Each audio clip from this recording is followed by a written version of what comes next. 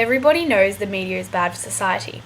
Today, I will be analysing this statement in relation to the perceived sexualisation of children by the media. Just because it is new, current, and ubiquitous does not mean that the media is inherently bad for society.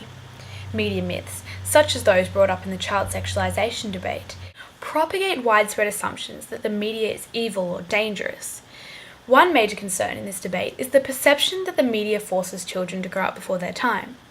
This concern mainly emanates from an obsession with childhood innocence. As Stephen Harrington noted in his Week 5 lecture, society has a cultural affection for childhood. Alan McKee notes in his report, Everything is Child Abuse, that any argument can gain rhetorical force if it claims that we must protect children. Is the issue really at hand that adults are trying to protect their cherished notion of childhood innocence and are looking for an easy target to blame? Joanne Faulkner thinks so. In her article Childhood is No Innocent Fixation, she writes that the language of childhood innocence is very persuasive and can become instrumental to agendas that superficially address children's vulnerability.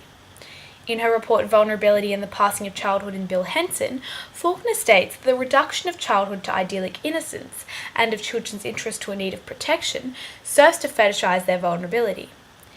Clementine Ford's article on teen sexuality points out that the recent arrival of teen boy band One Direction in Australia has added fuel to the idea that children are being sexualised. The sexual energy of young girls was on display on the television program Sunrise, where scandalised viewers saw young girls holding sexually suggestive banners such as "Point your erection in my direction." Julie Gale of Kids Free to Be Kids said the signs were highly inappropriate and reflective of the sexualised world kids are part of. Gale implies that young, hysterical or hormonal girls are exclusive to and fostered by today's hypersexualized world. This is not true. Cultural phenomenons, the Beatles, Elvis Presley, the Backstreet Boys and NSYNC generated just as much hype in young girls as their current counterparts.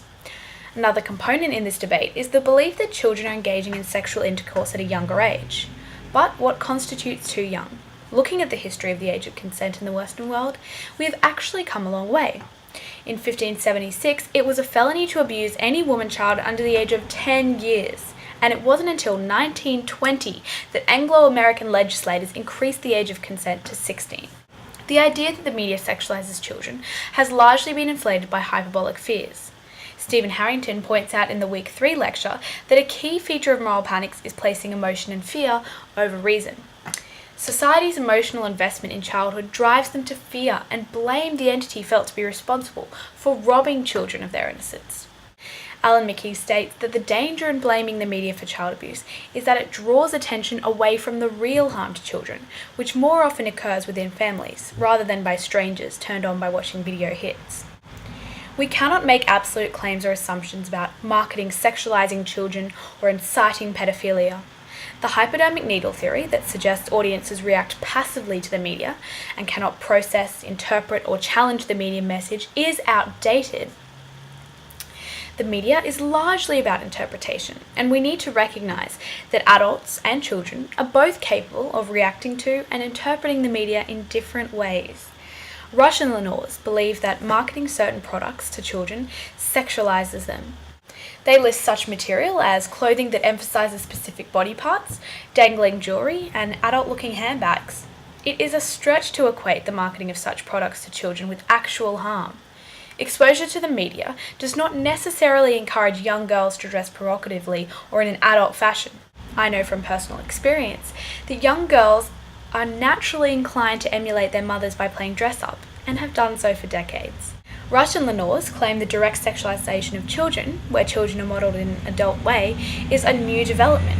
However, a 1974 advertisement for Love Cosmetics Baby Soft line contradicts this. The advertisement depicts a young girl styled in a way that Rush and Lenours would most likely classify as sexual and adult. The text reads, "Because innocence is sexier than you think." It is easy to get swept up in the debate about the media's impact on the sexualization of children. However, we must pose questions to arrive at rational solutions. What constitutes sexualization? Is it marketing handbags and jewelry to young girls? What innocence are we trying to protect? Is it inexperience, ignorance, or are we advocating irrelevance? What is it that we're afraid of in this debate? Children growing up too fast, losing their entitled innocence, having sex too young? And how young is too young? Can we even define this?